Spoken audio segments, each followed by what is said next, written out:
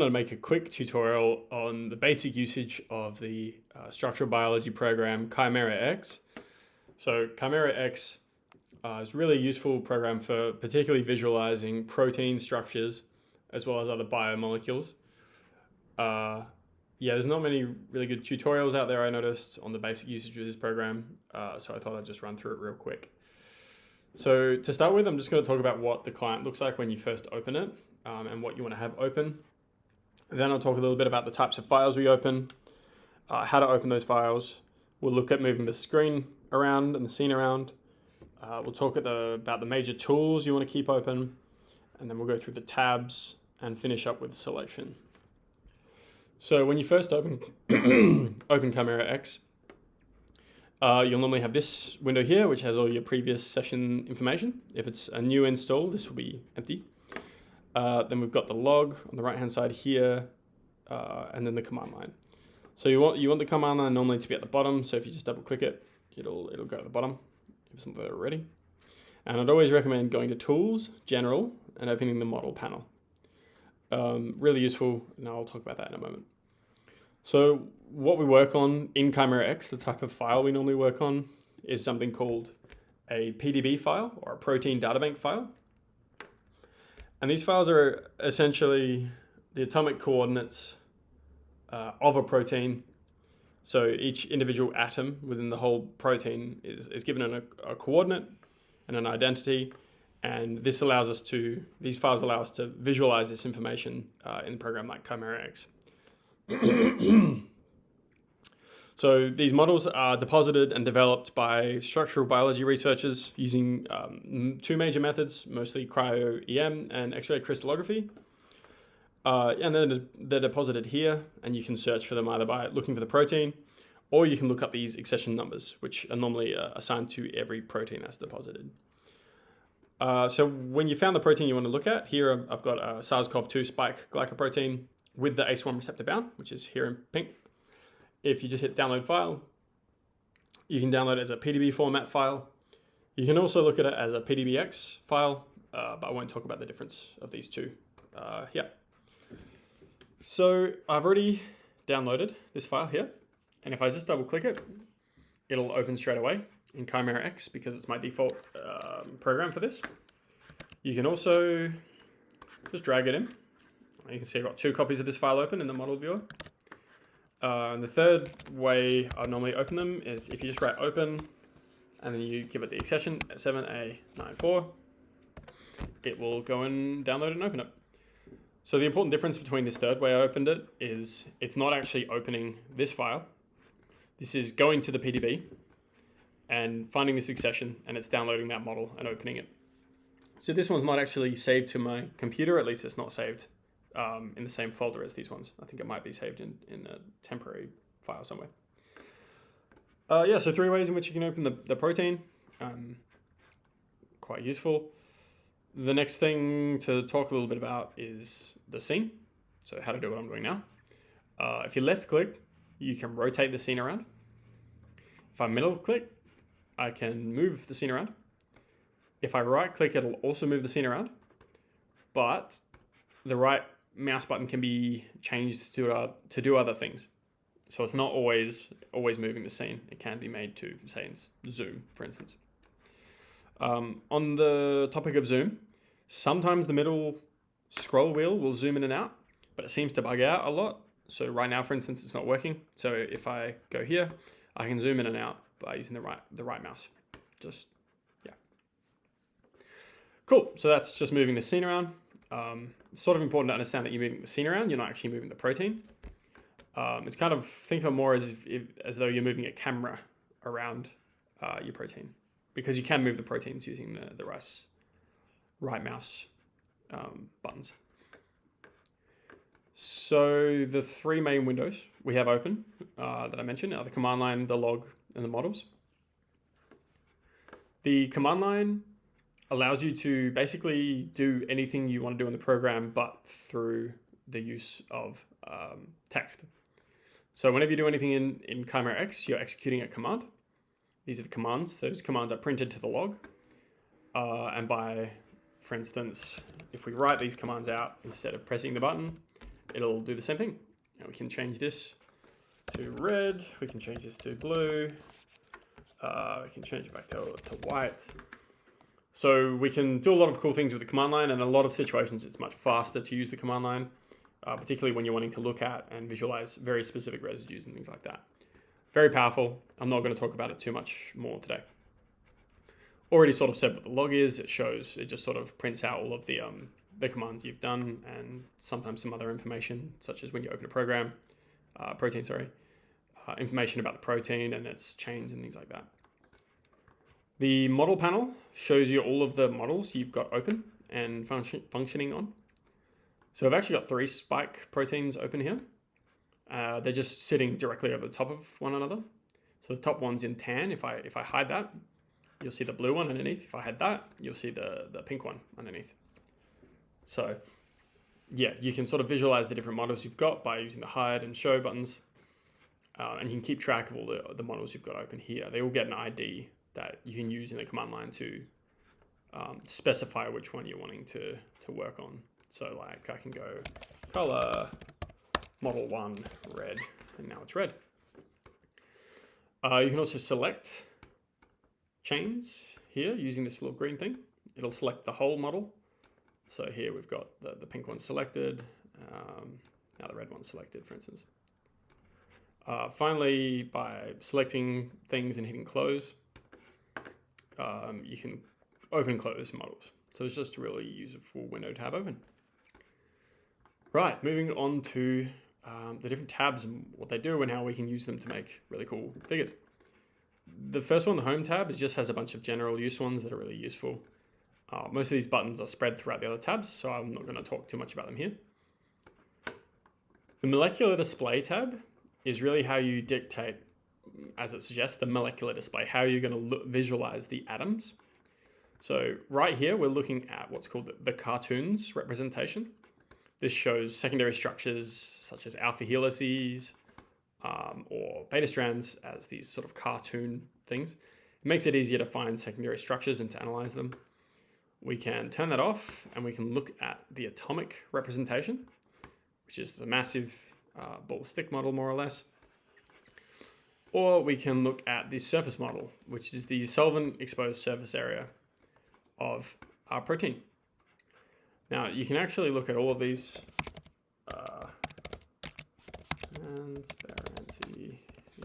you can look at all of these representations at the same time. So here we've got the cartoons, we've got the atoms, and we've got the surface model all visible at the same time. So that can be an interesting way to make certain things stand out in your figures. To amplify this even more, say if we selected just the ACE2 receptor, we can hide the cartoon model and show it just as a surface representation.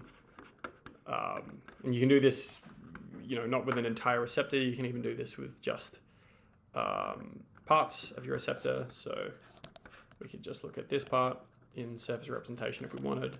We can look at just atoms over here. So you can play a lot with these different representations for different parts of your protein, different parts of your image, and it's really useful to sort of accentuate certain things and enhance your figures. Right, moving into the next part, the styles. This is applied to the atomic models. So you can use either the stick model, you can use the sphere model, or you can use the ball stick model, which is pretty much the same as the stick one, but it just shows atoms as points, so very similar. Moving on to the coloring options we've got here, header atom is really useful. So this shows all your header items, which I'm just going to make this that color, which is your oxygens, your nitrogens, and your sulfurs. These guys can make it's really useful for if you're looking at a very specific area and you're wanting to show, say, charge residues or hydrogen bonding residues. This is pretty powerful for that. So definitely use header atom. I almost always use it. Now the chain coloring is really useful. If we hit chain coloring, we'll actually see all of the different protein chains that are present in our model. So what I didn't really mention before is the spike glycoprotein is a trimer. So it's a homotrimer. It's got 3 subunits of the same protein. And by hitting the chain button, it'll automatically color each of those chains a different color. So we can see what's interacting with what and where everything is. So in purple here, we have the A chain, and that's interacting with the D chain, which is the ACE2 receptor here. So it can be useful, particularly when you've just opened a model, to sort of disentangle things and see what's interacting with what. Not entirely sure what the polymer button does. I think it colors things depending on its identity. So these are all the same protein. They're all in one color, and this is a different protein, so it's in a different color. I think that's how it works, but I don't actually know much about polymer. To show how the rainbow works, I'm just going to look at the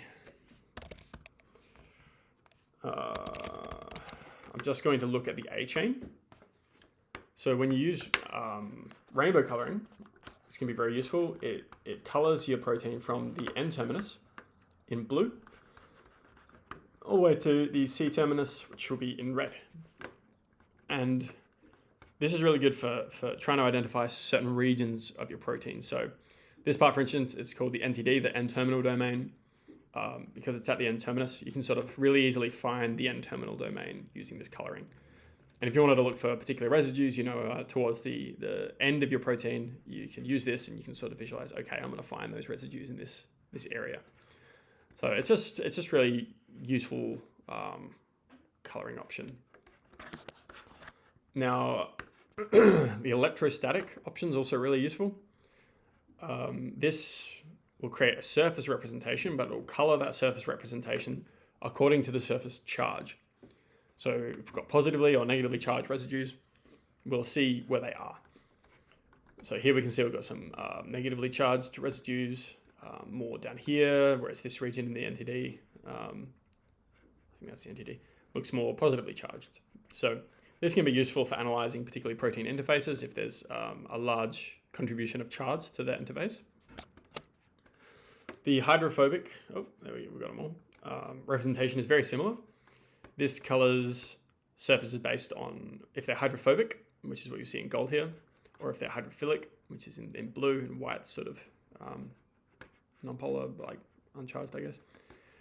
So this can be very useful, again, for generally looking at interfaces if you think there's a lot of sort of hydrophobic interactions contributing to that interface.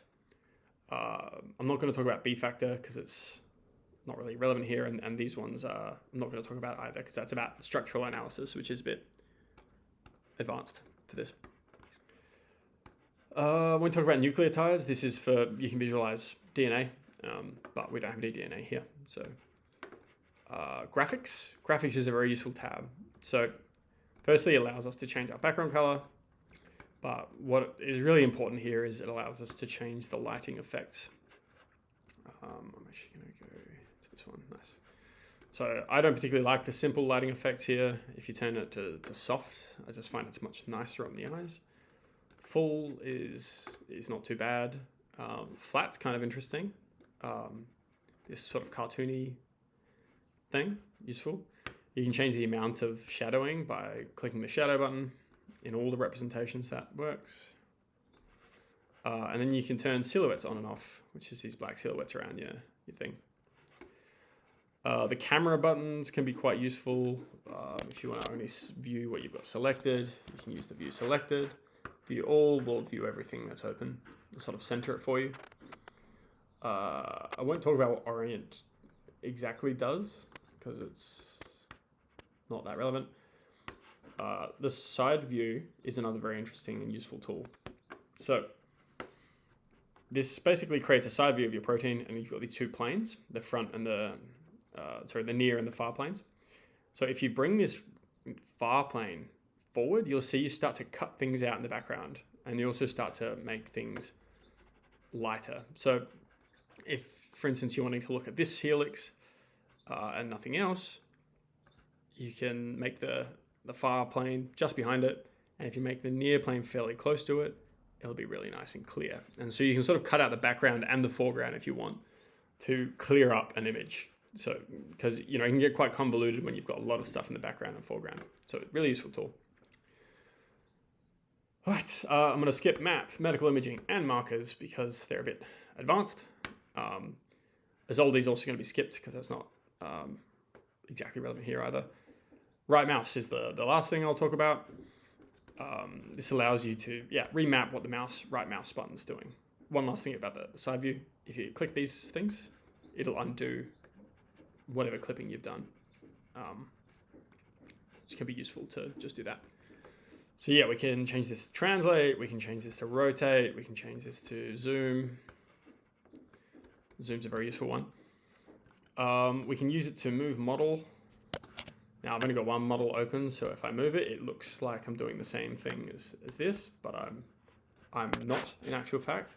If I had multiple models open, in fact, let's just open another one to prove this point. You can see that this other model is in a different place. And so I'm actually moving the model around. I'm no longer moving the scene around. Two different sort of things. And then we can rotate and whatever.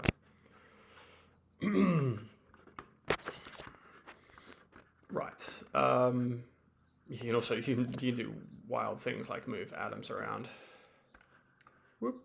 Computer didn't like that. You'll see why.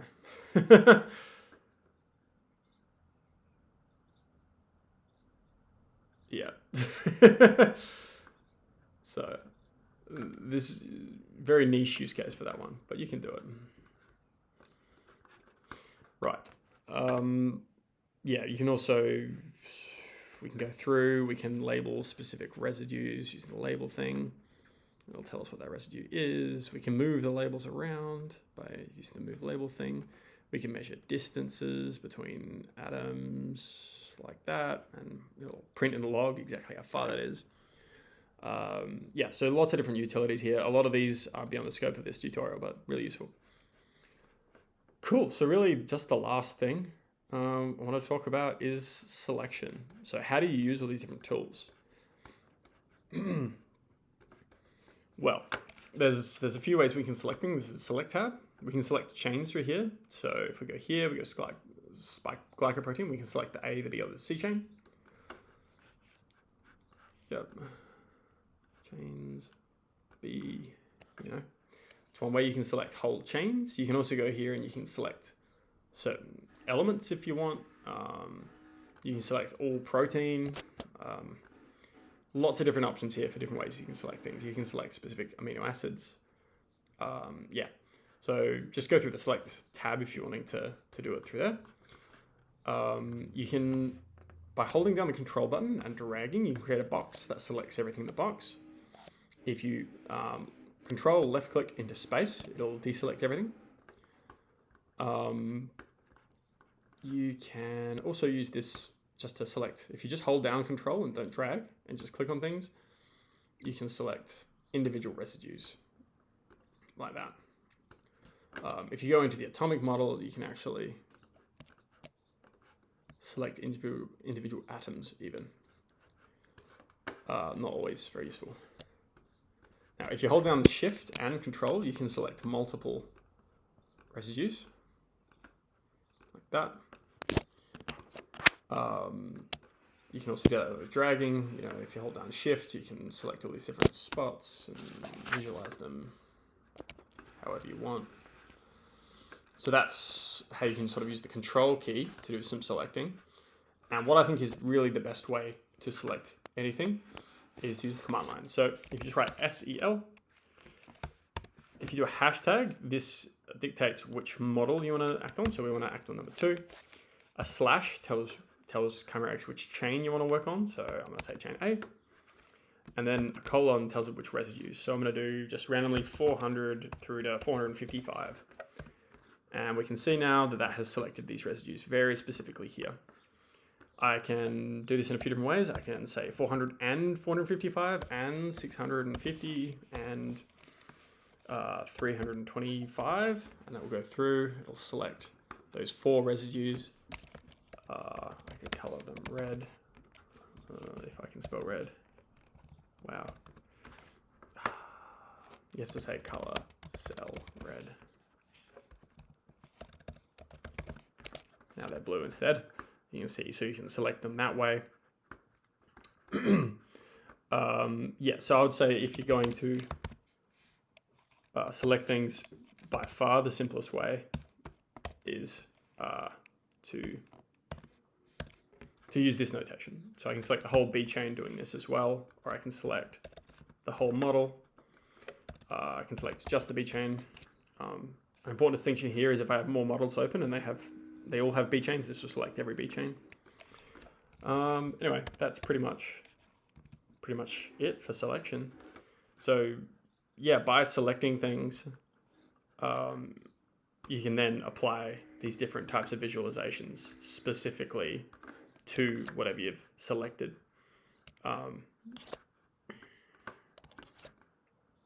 And that's sort of how we can select regions and use all these different tools I've talked about to make interesting looking figures. Yeah, that's pretty much it. The last thing I might say actually is, how do we take these figures? How do we save these images? Probably the best way I've found is to go here, select a PNG. You can set your the dimensions of the image you want to take. So by default, it'll create a box that is the box that is visible in your scene, and it'll lock the aspect ratio to that. So I always turn this up to 2000, nice and high res. Transparent background will mean that there's no background visible, and then you can give it whatever name you want. We save that image, and boom, there we go. Beautiful image of our protein. So I'll wrap it up there. Thanks for watching. Hope that's useful to some people. All right, bye.